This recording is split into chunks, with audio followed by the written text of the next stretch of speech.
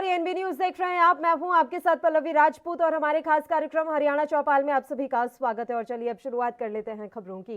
Pre budget बैठक में हरियाणा के मुख्यमंत्री मनोहर लाल ने राज्यों को मिलने वाले जीएसटी के शेयर को लेकर अहम प्रस्ताव दिया है। मुख्यमंत्री मनोहर लाल ने बैठक में बताया कि अभी तक राज्यों को जीएसटी का शेयर केवल उपभोग और उपयोग पर ही मिलता है, उत्पादन पर नहीं मिलता। इससे राज्य सरकार अपने राज्यों में उत्पादन यूनिटों के विस्तार पर फोकस नहीं कर रही है। सीएम मनोहर लाल ने कहा कि यदि लंबे समय तक यह नीति चली तो इसका उन राज्यों में विपरीत परिणाम सामने आएगा जहां जमीन महंगी होती जा रही है। उत्पादन पर जीएसटी का शेयर नहीं मिलने से राज्य सरकार को औद्योगिक यूनिट से केवल रोजगार का ही है। राज्य सरकार औद्योगिक विकास और विस्तार पर फोकस करे, इसके लिए यह जरूरी है कि उत्पादन पर भी जीएसटी का शेयर राज्य सरकार को मिले।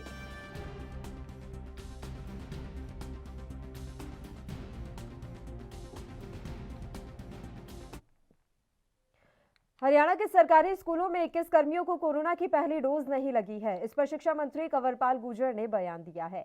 शिक्षा मंत्री ने साफ किया है कि ऐसे कर्मियों पर सख्त कार्रवाई की जाएगी, उनको स्कूलों में प्रवेश नहीं करने दिया जाएगा। साथ ही छुट्टियों को लेकर उन्होंने कहा कि मौसम के अनुसार ही फैसला लिया जा सकता है। अगर सर्दी बढ़ी तो छुट्टियां करने पर विचार किया जाएगा।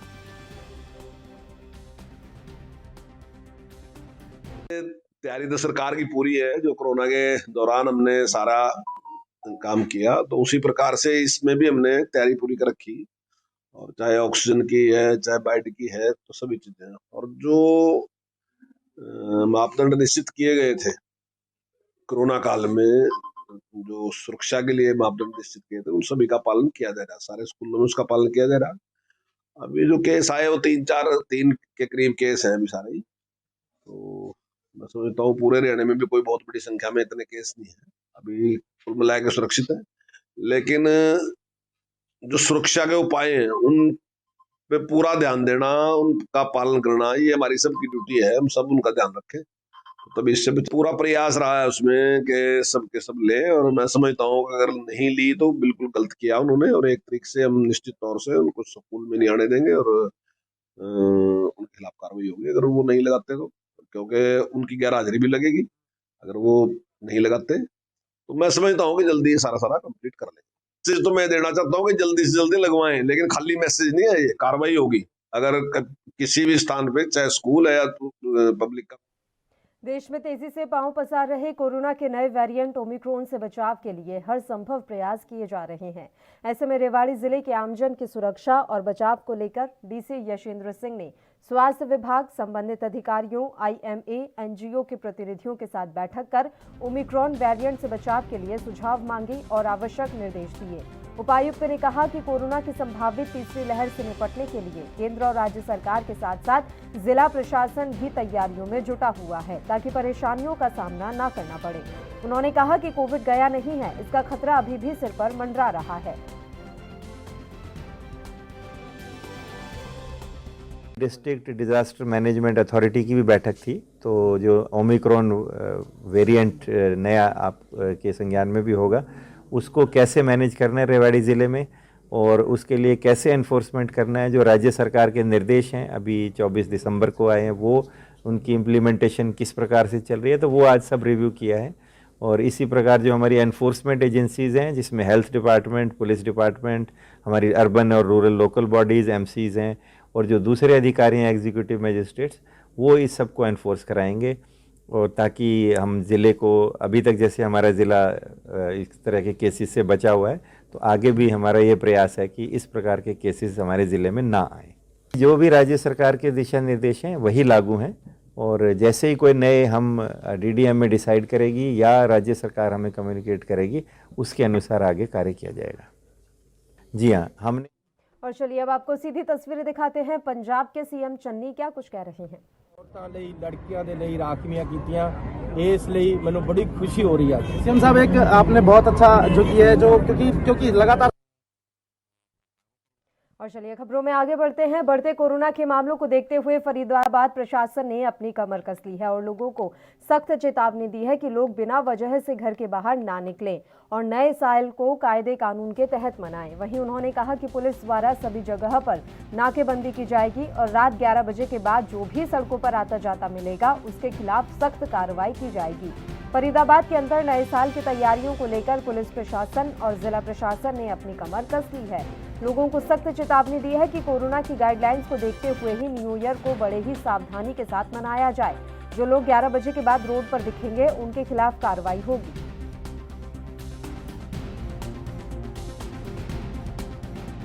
तैयारी है कल की, क्योंकि जिस तरीके से नए साल के जश्न की तैयारी जो है वो लोग कर रहे हैं और कहीं ना कहीं पुलिस के लिए एक बड़ी चुनौती है इस महामारी से निपटना। ये जनता को सोचना चाहिए, देश के ऊपर इतनी बाहरी महामारी आई हुई है तो जनता को भी कोऑपरेट करना चाहिए। पुलिस तो अपनी तरफ से मुस्तैद है। जब भारतवर्ष का एक नागरिक इसमें सहयोग नहीं देगा तो हम कामयाब नहीं हो सकते, लेकिन हम अपनी तरफ से नाकाबंदी लगाए खड़े हैं। अगर कोई हो हल्ला करता पाया जाएगा तो उसके खिलाफ सख्त से सख्त एक्शन लिया जाएगा। ये हमारे सीनियर अधिकारियों के आदेश हैं, उनकी दृढ़ता से पालना की जाएगी और किसी सूरत में भी किसी व्यक्ति को नहीं बख्शा जाएगा। 11 बजे के बाद रेगुलर कर्फ्यू लगा हुआ है पूरे प्रदेश के अंदर, तो इस महामारी को हर एक व्यक्ति को सोचना चाहिए इसके संबंध में। इसलिए कृपया सभी देशवासी, प्रदेशवासी और फरीदाबाद निवासियों से हमारा नम्र निवेदन है कि ये महामारी में देश के साथ खड़े हों, कोई ऐसा कार्य ना करें जिससे कि उनके खिलाफ कानूनी कार्रवाई की जाए।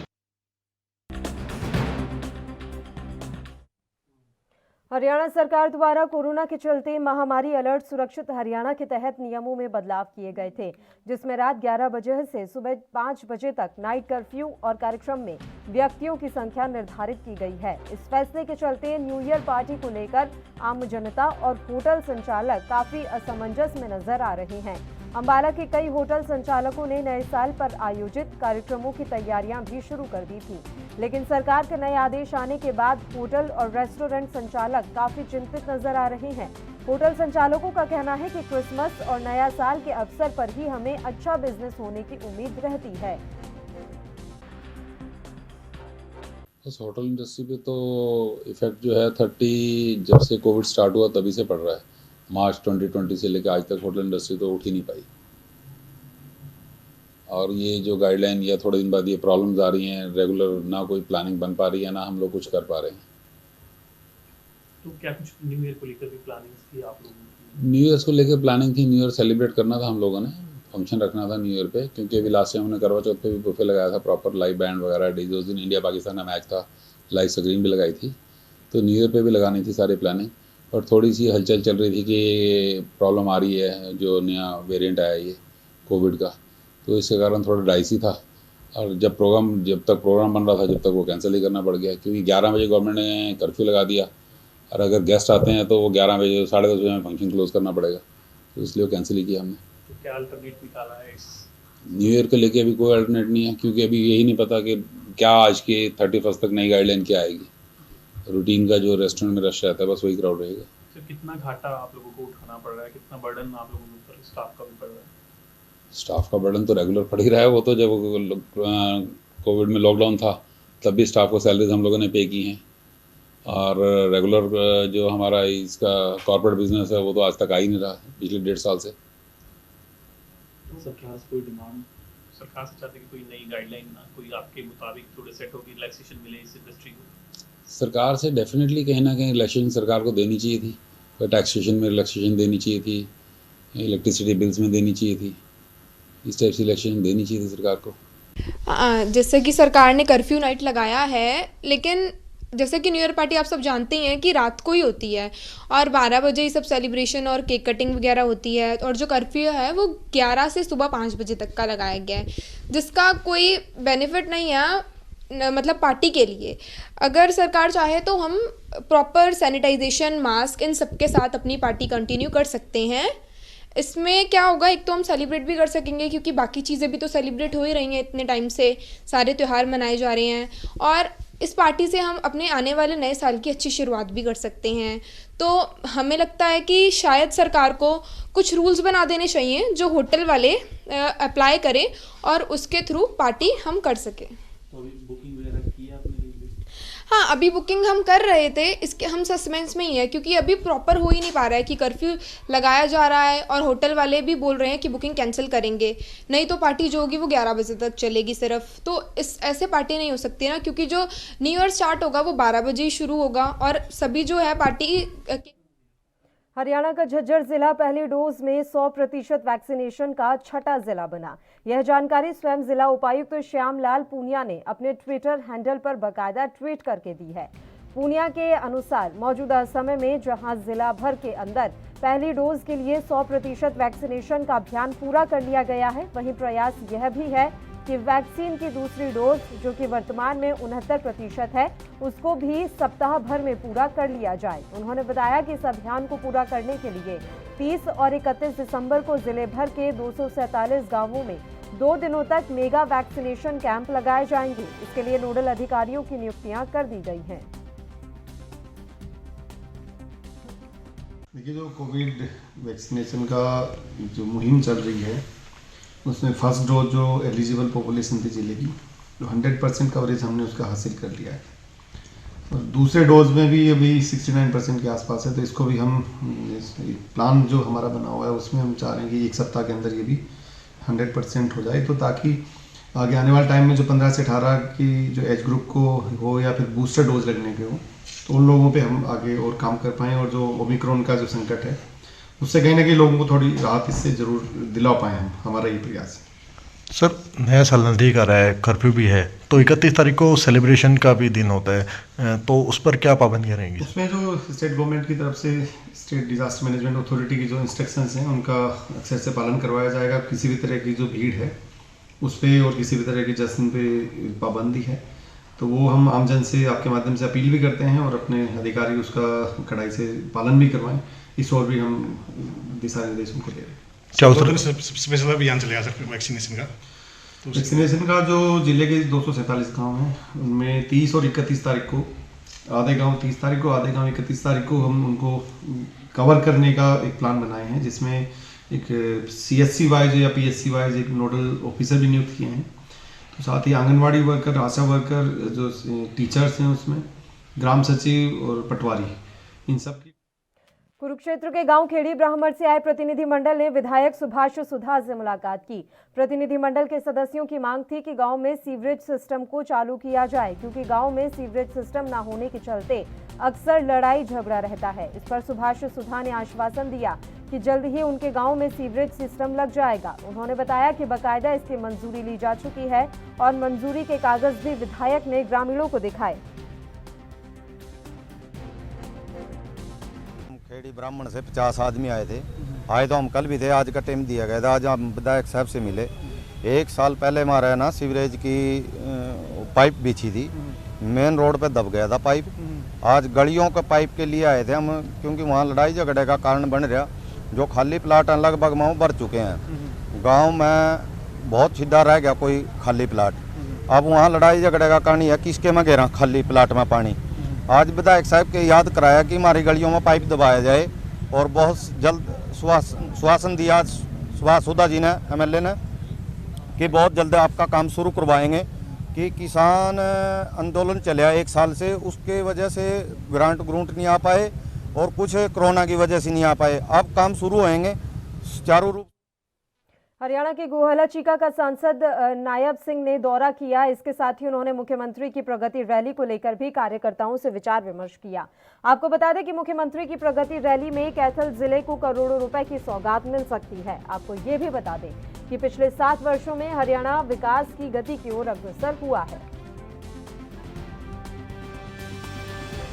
चीका विधानसभा के सभी प्रमुख कार्यकर्ताओं से आज बैठना हुआ है।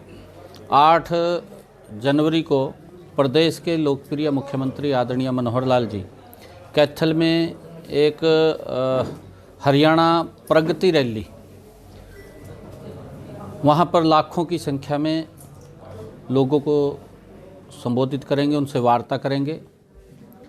पिछले 7 वर्षों में जो हरियाणा प्रदेश की एक विकास की गति बड़ी तेज़ी से हरियाणा के अंदर चली थी, पीछे क्योंकि 2 वर्ष ये कोरोना का कार्यकाल रहा, क्रूशियल समय रहा, उस क्रूशियल समय के अंदर विकास की गति कुछ धीमी पड़ी थी, वो गति धीमी ना हो और हमारे इस कैथल जिला के अंदर जो भी नए कार्य हैं या पिछले कार्य चले हुए थे उन सब कार्यों को गति देने के लिए आदरणीय मुख्यमंत्री जी 8 तारीख को यहाँ पर कैथल में आ रहे हैं और उसी निमित्त ही आज बुलेटिन में खबरों का सिलसिला लगातार जारी रहेगा। यहाँ रुकते हैं एक छोटे से ब्रेक के लिए, आप बने रहिए हमारे साथ।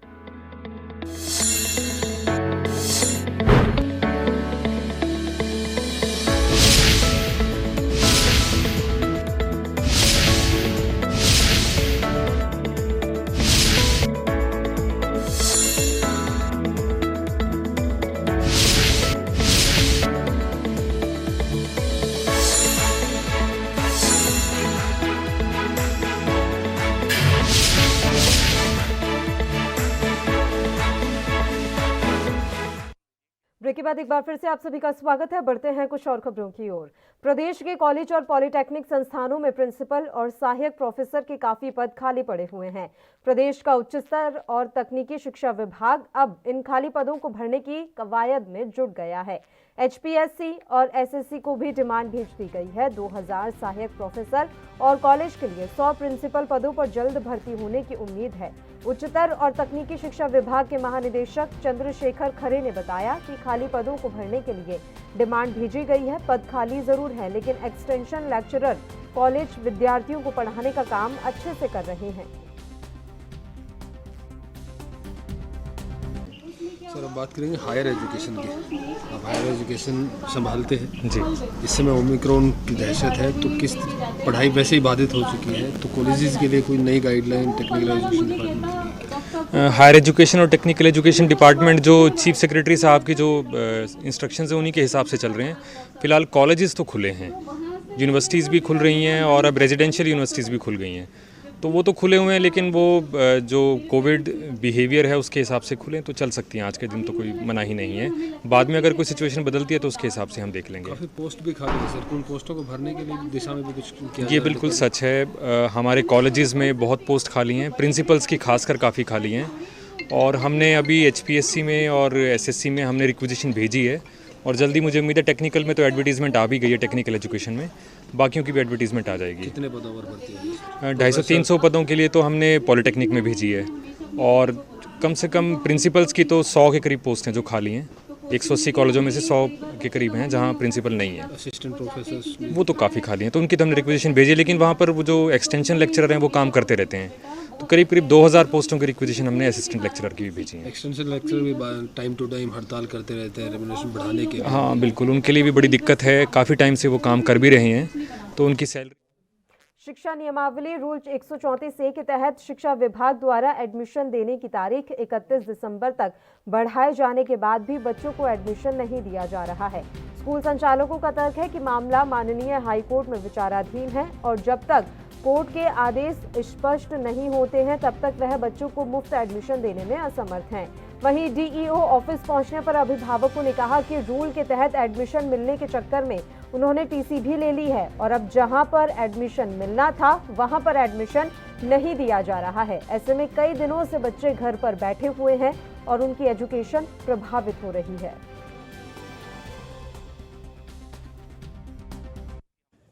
मैडम क्या नाम है आपका और क्या समस्या है? मेरा नाम नीतू है और मेरी समस्या ये है कि 134 के फॉर्म भरे थे मेरे बच्चों ने, पर उनको एडमिशन नहीं दिया गया। फॉर्म रख दिए और TC भी कटवा दिया है। और मेरा बच्चा 9th में है, उसका रजिस्ट्रेशन फॉर्म भरना है बच्चे का, ना हम उधर से भर पा रहे ना इधर से भर पा रहे हैं। और यहाँ तक कि जो हमने पुराने स्कूल से TC लिया उन्होंने बच्चों को ऑनलाइन स्कूल बच्चों को हटा दिया है। बच्चा ऑनलाइन भी घर में बैठ के क्लास नहीं अटेंड कर पा रहा। अब बताओ हम लोग क्या करें, ना बच्चा घर का रहा ना बाहर का रहा। हम यहाँ DC में आते हैं तो वो कहते हैं स्कूल चले जाओ, स्कूल में जाके तुम्हें एडमिशन मिल जाएगा। हमें तो स्कूल वाले कहते हैं अभी हम अपनी कार्रवाई पूरी कर रहे हैं, अभी कभी तुम 2 बच्चे में हम तो 2 महीने में तुम्हारे बच्चों को कोर्स कैसे पूरा कराएंगे, तुमने पहले सोचा नहीं था। अब हमें थोड़ा पता था सरकार ने फॉर्म निकाले, हमने तो इसलिए भर दिया क्योंकि पीछे भी सरकार ने फॉर्म बंद कर दिए थे। हाँ, हमें थोड़ा ना पता था ये लोग स्कूल में एडमिशन ही नहीं देंगे। अब आपकी डिमांड क्या है? हमारी डिमांड ये है कि हमारे बच्चों को या तो प्रीवियस स्कूल में ही एडमिशन दिलवा दें, नहीं तो ये अपने स्कूल में एडमिशन दे। बस यही डिमांड है कि हमारे बच्चा दोबारा से पढ़ा। 31 तारीख फैसला नहीं होता, उसके बाद क्या डिमांड रहेगी? हमारी डिमांड तो यही है कि या तो हमें प्रीवियस स्कूल दोबारा से दे दे, ताकि हम बच्चे का रजिस्ट्रेशन फॉर्म भर लें, हमारा बच्चा दोबारा से पढ़ाई करनी शुरू कर दे। 34 में अभिभावकों को परेशानी आ रही है, पुराने स्कूल में टीसी कटवा दिया है, अगला स्कूल एडमिशन नहीं दे रहा। नहीं, बिल्कुल इसमें हमारे पास कंप्लेंट्स आई हैं, ऐसा प्राइवेट स्कूल जो हैं वो एडमिशन नहीं दे रहे।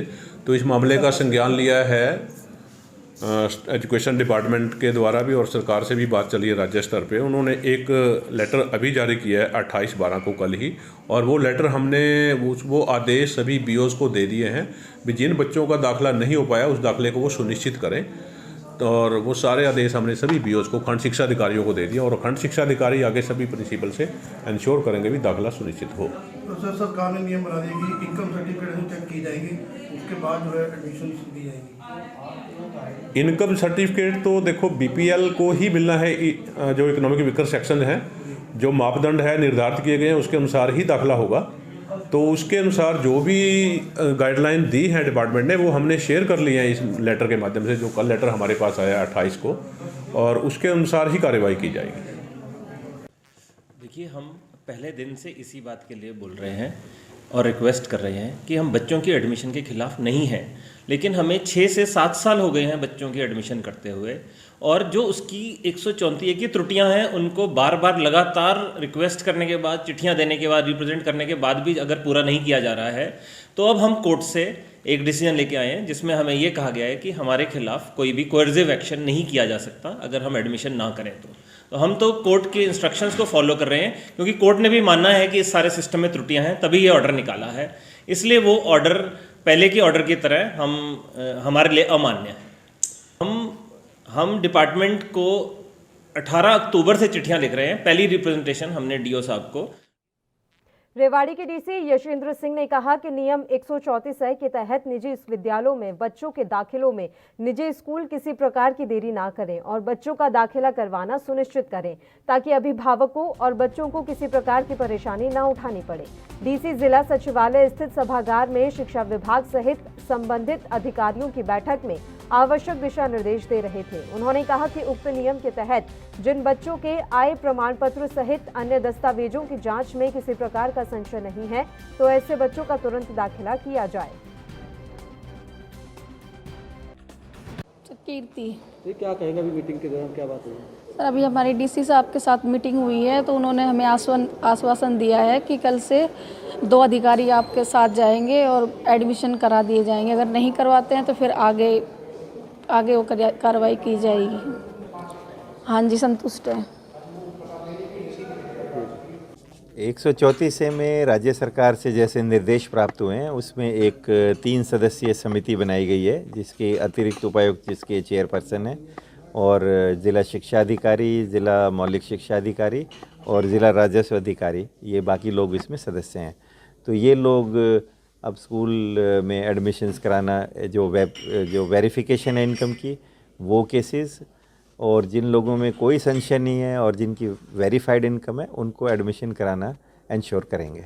विभिन्न ब्लॉक के हिसाब से जो शिक्षा ब्लॉक हैं उनके अनुसार टीमें बना दी गई हैं, टीमें बना दी जा रही हैं, और वो टीमें फिर अपनी मीटिंग्स होल्ड करेंगी स्कूल से, और जिन जिन अभिभावकों से शिकायत है, कंप्लेंट है, उनकी शिकायत दूर करेंगे और उन बच्चों को एडमिशन कराना सुनिश्चित करेंगे। हाँ, वो किसी पेरेंट ने एक दिन बताई थी, तो वो निर्देश भी दिए जा रहे हैं कि जो भी सुविधाएं किसी भी बच्चे को दी जा रही है, सभी प्रकार की सुविधाएं 134A के में जो फैसिलिटीज़ हैं वो सारी।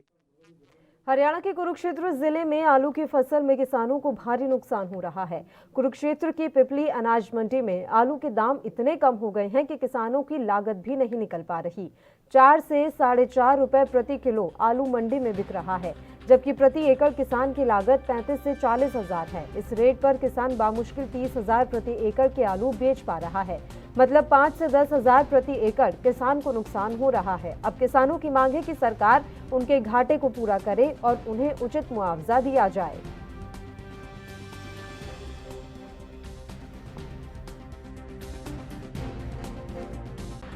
का इस समय इतना मंदा 400 साढ़े 400 रुपये क्विंटल बिक रहा। जिमीदार का किला 30-32 हज़ार पर रहा। इससे ज़्यादा खर्चा 35 से 40 हज़ार रुपये किले पे आलू का खर्चा आता है और किसान पूरी तरीके से फंसा खड़े आलू की फसलों में बढ़ने की पोजीशन में रहा। सरकार को चाहिए कि इसको जल्दी से जल्दी कहीं निर्यात करने की वो करे, कहीं ना कहीं सौदा करे किसी देश में, जिससे किसान अपने आलू के खेत में रोक ले कुछ दिन और उसके बाद इसको ठीक रेट पे बेच सका। और नहीं तो आलू की चरखी दादरी में आंगनवाड़ी वर्कर और हेल्पर की हड़ताल लघु सचिवालय में आज भी जारी रही। इस दौरान आंगनवाड़ी यूनियन की प्रधान सुनीता रामबास ने बताया कि हमारे डेलीगेट को मुख्यमंत्री ने बातचीत के लिए बुलाया था। हमारी कुछ मांगे मानी गई हैं लेकिन लिखित में नहीं दी गई हैं और जब तक हमें लिखित में नहीं दी जाएंगी तब तक हम हड़ताल जारी रखेंगे। उन्होंने बताया कि जब आंगनवाड़ी वर्कर और हेल्पर रिटायर होती थी तो उसे कुछ नहीं दिया जाता था। अब सरकार ने कुछ देने के लिए कहा है और उन्होंने बताया कि हमारी 19 सूत्रीय मांगे हैं। जब तक सभी मांगे नहीं मान ली जाती और लिखित में नहीं दिया जाता तब तक यह धरना और हड़ताल जारी रहेगी।